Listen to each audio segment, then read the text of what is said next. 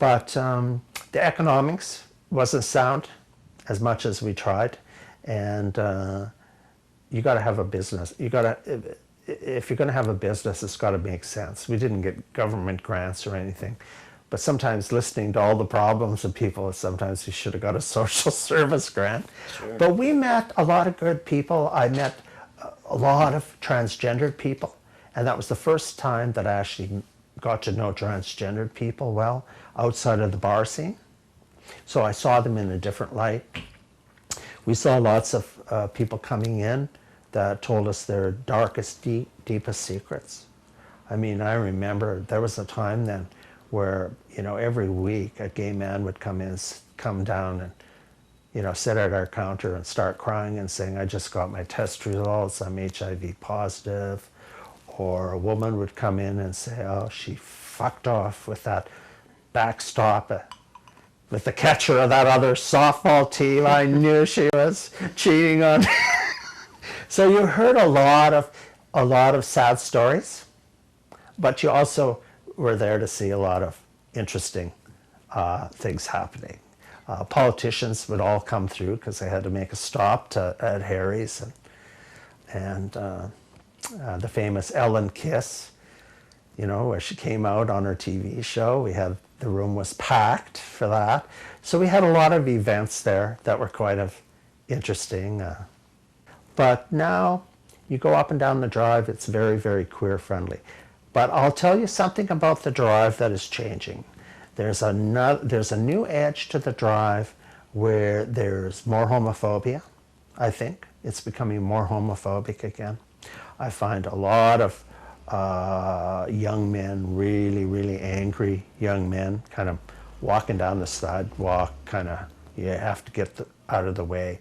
You see a lot more snowboardy, surfy, skater kids on the drive that are more homophobic. The practice of having Stonewall events out here, or having gay pride on the drive, it went up and it went down and it went back up again, I believe. Were you involved in that? Well, they started Stonewall because they felt that they wanted something that was organic in the community. And I remember when they had started Stonewall, they had every queer group had a table up. And it was actually quite exciting, a good event.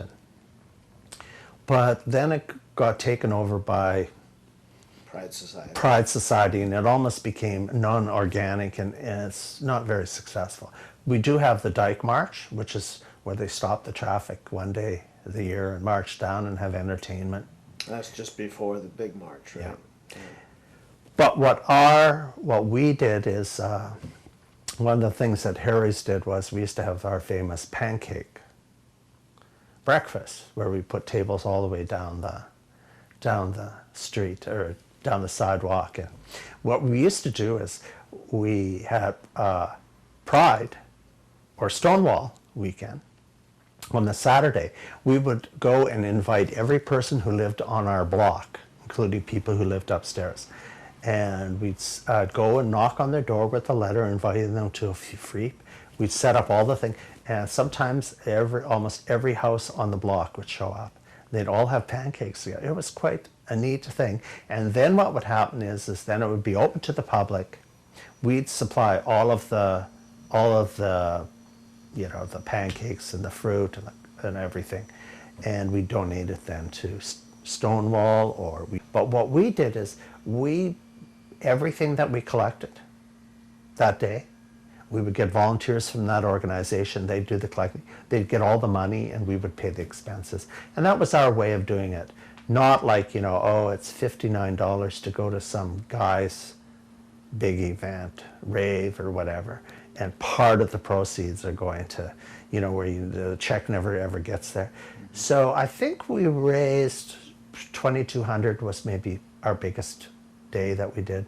We did it for the film festival out on screen. We did it for East Side Family Place. We did it for different people.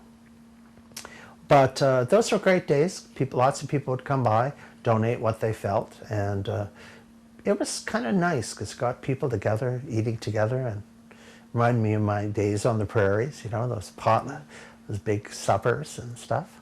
Maybe 1986. I was president of the Grandview Woodland Area Council, and we used to have different community meetings and stuff. And I wanted to have at Britannia a community meeting on HIV and AIDS.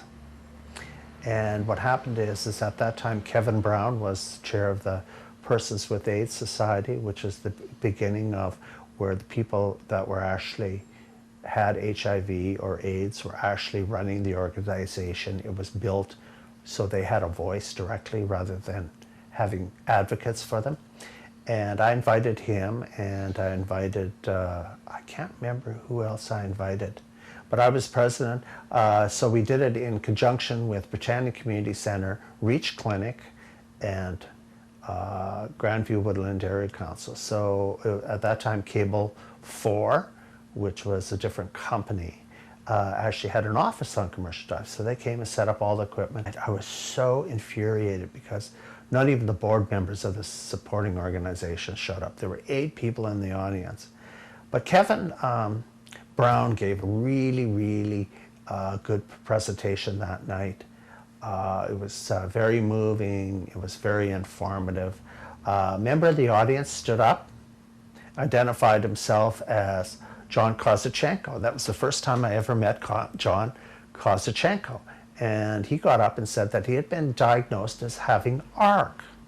And at that time, there was this diagnosis, which is no longer valid. It was AIDS-related complex. It was like, it said that he didn't have AIDS, and he didn't know if he would get AIDS. It was kind of like limbo, as far as the Catholic Church lingo, and they didn't know much about it.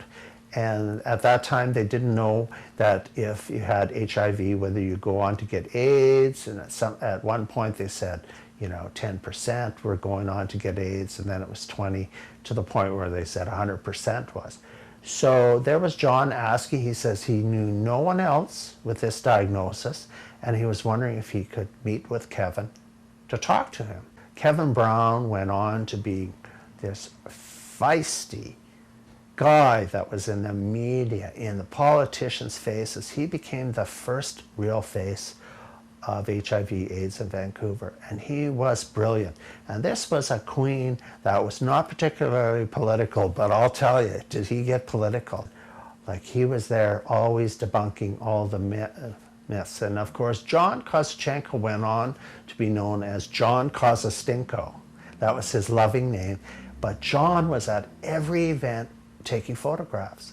He has photographs at the very beginning of the AIDS epidemic in Vancouver. He has the most continuous photo story, probably lots of papers and documents, and he became involved, of course, in the AIDS struggle. So that was fine. But what happened is in those days, they would rerun shows. So I was at home and I was so angry. And then I'd turn on the TV and they'd be running this forum again. They'd run the whole forum again. I started having people phone me and talk to me and drop into my place saying, guess what? I saw you on TV. Was that ever an interesting show? I didn't know. And that office, actually, I talked to people there. They said they got so many phone calls from people that they had watched that show and they were so happy that it had been run. And they ran it over and over and over again. So in a way, when we had those community groups that actually did this kind of work, cable shows and stuff, you might not have had a lot of people you think seen them. But in the end, a lot of people actually saw it. A lot of people that had HIV/AIDS or people who knew people with HIV/AIDS, they actually had names to contact, etc. And a very good friend of mine, Warren Jensen, who I knew in Kelowna, where we had started a gay organization back in the early 80s before I moved to, was one of the 3 people who started PWA, and it was Tavi, I don't know his last name. There was Warren Jensen and Kevin Brown.